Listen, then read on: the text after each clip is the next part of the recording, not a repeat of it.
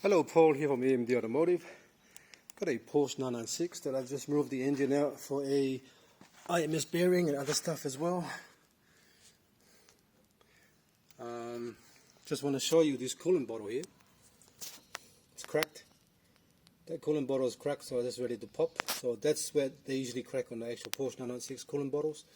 Usually around there, that area there, or this corner there. They usually crack there. 996. So this bottle here I need to replace this bottle, otherwise this will pop and it's all over. Have a look at the clutch slave cylinder there, right in the middle there. The little arm's bent as well, so I'm going to get a new clutch slave and bleed the clutch on this car here. I'm going to recommend to the customer to replace this hose here.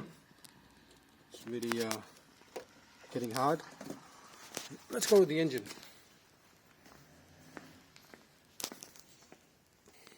Alright, this is the Porsche 996 engine I took out. So let's have a look at the actual front.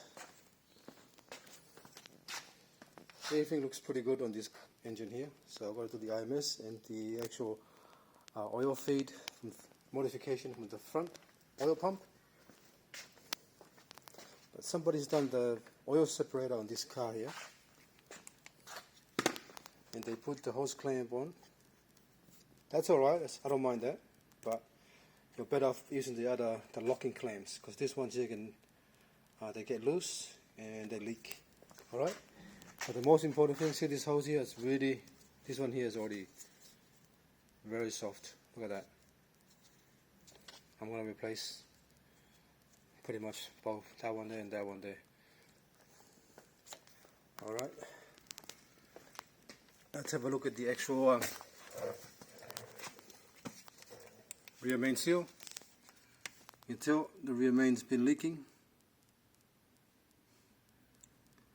and the actual intermediate shaft seal is leaking as well, the bottom there. So I'm going to clean that first before I do any kind of work. And one more thing I've got to show you, oil cooler is starting to leak. See this part here, the oil cooler is starting to leak. Slowly, it's very slow leak. So I've got to get a few quotations for this customer before I move forward. In the meantime, I'm going to start doing the IMS bearing. And the little arm for the clutch, I was going to show you.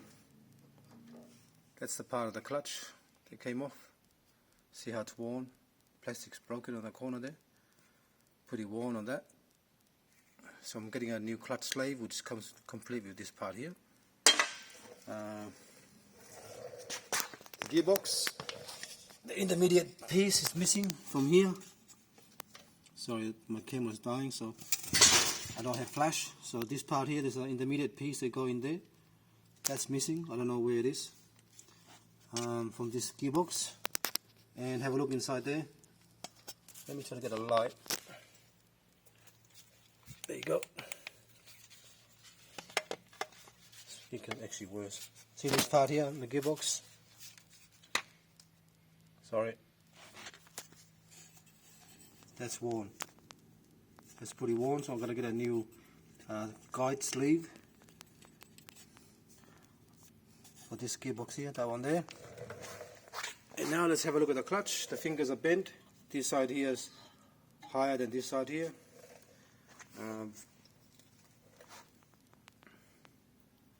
The clutch friction material, they're not really worn yet, but once you pull, it's getting closer there. See the rivets there? It's getting close. That part there. Sorry. There you go. Rivets getting close to the actual friction material, so it's a new clutch. Let's just measure this first, so I can show you what I mean. Alright, let's get my vernier and have a look. So I'm going to measure this fingers out there, just roughly. I'm getting about 5.1 on that side there. Let's go this side here.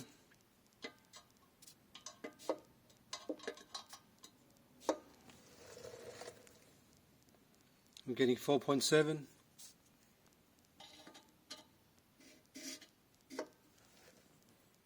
5.1 on that side there, so it's uneven. It's pretty uneven. It's pretty uneven, and have a look at that as well. A lot of pretty deep hot spots on the actual pressure plate face as well, in the flywheel.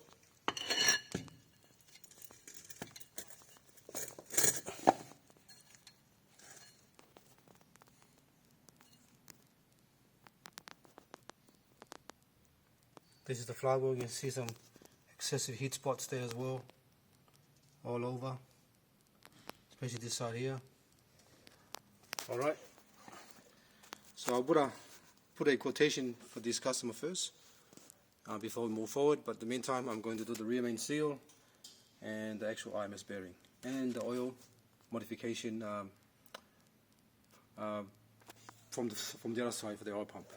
Alright, anything else I usually have a thorough look, but it's only a quick report with the camera so you can see. Alright, thanks for watching and please subscribe.